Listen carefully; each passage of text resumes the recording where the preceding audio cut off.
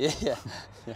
So Niall, we're going to talk about maybe the grazing infrastructure, and it's obviously a key component to get your cows out. But sure, yeah. We're here in Devon, and obviously nice rolling land. Yeah. What would be the history farming-wise around here? So around here would have been what we were doing before, really very traditional suckler cows, South Devons, traditional sheep breeds, white-faced Dartmoors, that sort of thing.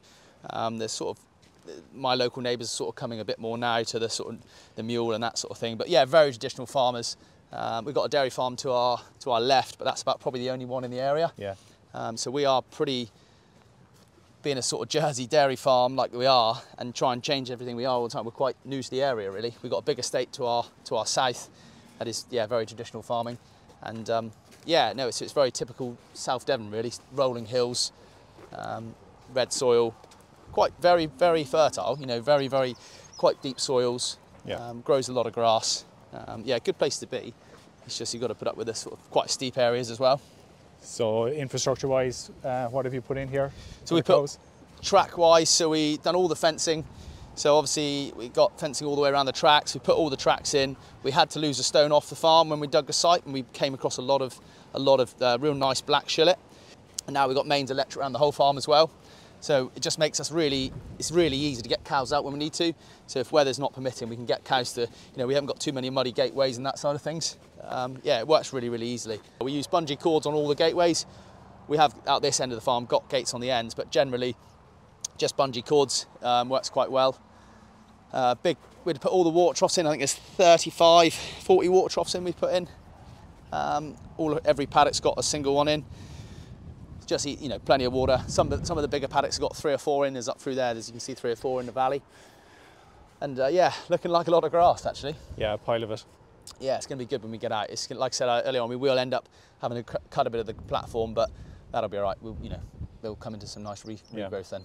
So when you're sending the cows out, you give allocations per milking? Yeah, that's right. Yeah. So what we'll do is we'll do night and day grazings. So they'll go out. Normally they go out further in the day and then closer to the parlour in the mornings. Just works a bit easier for everybody. Yeah. What size milking platform have you? It's 150 acres. Okay. In one loop. So we cross one lane up the top there, but it's a very small lane. Yeah. And actually, the cows cross. You could set it up before milking and go out. You don't very often get traffic at all. Okay. But we run right down to the right here. But we've improved the grasses quite a lot. So obviously, when we were sheep and beef, it was just sort of permanent pastures. So that side of the farm over there has been put into sort of like a megabyte. So high sugar sort of meat and milk grasses, sorry. And this side of the farm, now we've got the herbal lays, the SFI and that side of things. It's actually working really well. We get a lot of the chicory and a lot of plantain come through, but this third year going into it should be a bit better. Lots of clovers, a couple of perennials, a lot of Italians, a bit of sugar in the grasses. They graze it really nicely. Yeah, so the SFI, for people who mightn't know it, it's basically a government scheme to encourage you. That's right, yeah. So it's new, so instead of sort of your BPS, they're bringing that in.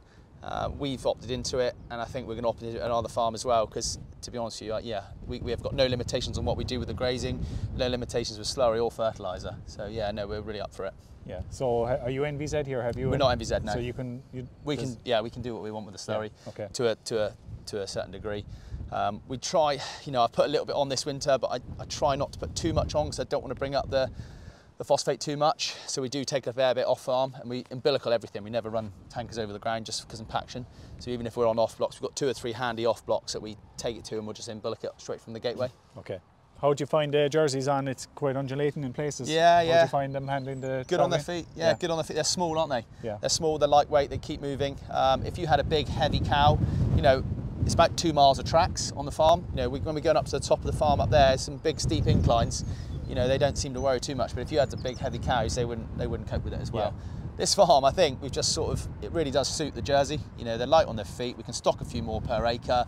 We've got the herbal lays in, so they can graze around them a bit more.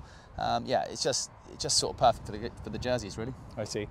So I just saw the railway there. Yeah, so you're looking at the steepest part of the railway in the country there, actually. So when the Flying Scotsman comes up through, he's chuffing fair. So that is the direct line to Penzance from Plymouth up to London. We get there all the time. But to next door is all the estate. So over the railways, that's all estate ground there. Yeah. It's very picturesque here when the weather's right and the grass is growing with the railway in the background. It's very picturesque. Yeah, it is. Really Devon. Beautiful part of the country. Yeah. Very, very lucky. And then all our electric fencing here. So well organised there. Yeah, once we get out in a minute, Everybody knows where this is. Just come and grab your bits and pieces, off you go. Yeah. We try and sort of stick one person on fencing, because then they're plate metering. We do as much plate metering on the farm as we can, link straight to AgriNet, and it just one person's then plate metering, then fencing. It's just. Are you allocating every 12 hours? Yeah. Seems to be working well. We're learning. We're coming on with the plate metering. We're going into our 3rd season with it now, and it seems to be getting better and better all the time. Like, you know, and unfortunately, there's a bit too much grass out there at the minute. So the first round's not going to be as efficient as probably the second. No. But we'll probably end up cutting half of the platform anyway. Yeah, I think that'll be a challenge for a lot of people in a couple of weeks' time. Yeah, I think so. I think the trouble is just too much. There's going to be too much in the bottom, isn't there, for the cows to get it off efficiently. So, but that's what we've been blessed with. So we can't do much about that. Yeah. So, but we'll use it where we can. Good. So you have a viewing area here. Have you a visitor area? So upstairs here, we put this in similar sort of time we were building all the tank rooms. We had a spare space up there. Obviously worked out we needed an office for the farm. So we've put this in up here, and it works really well. And this is where we do all like our school trips, all our sort of milking tours. We meet up here. We have a bit of a debrief, and we have a bit of a question time afterwards. My office is up here with so I go through uniform and all that side of things. Yeah, just a nice little place. You can see the cows, full gallery. Yeah, it works well. So when you say school trips, do you encourage people to come, or do they contact you? Yeah, a bit of both. So we reach out to all our local schools, our local sort of scout groups, that sort of thing. They contact us. And we're up for as much as, we're trying to do as much. We've got 2 next week, 2 home ed days, back to back. We've got 3 milking tours this week, 1 tonight, 1 tomorrow, and then 1 the next day. Yeah, we're trying to do as much. That's our point of difference as well. You know, we can get people on farm. We want people to see how their milk's produced, what a real farm looks like. You know, that's a real point of difference for us. Okay, so let's have a quick look.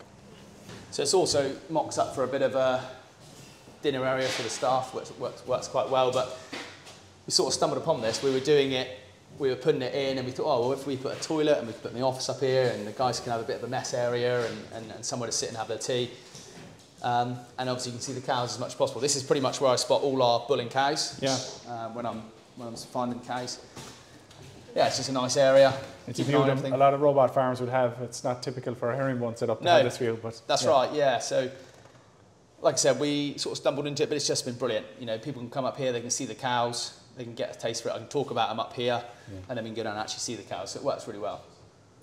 Very good. And what's nice, when I'm in the office there, I can see the parlour. So the parlour's right behind. So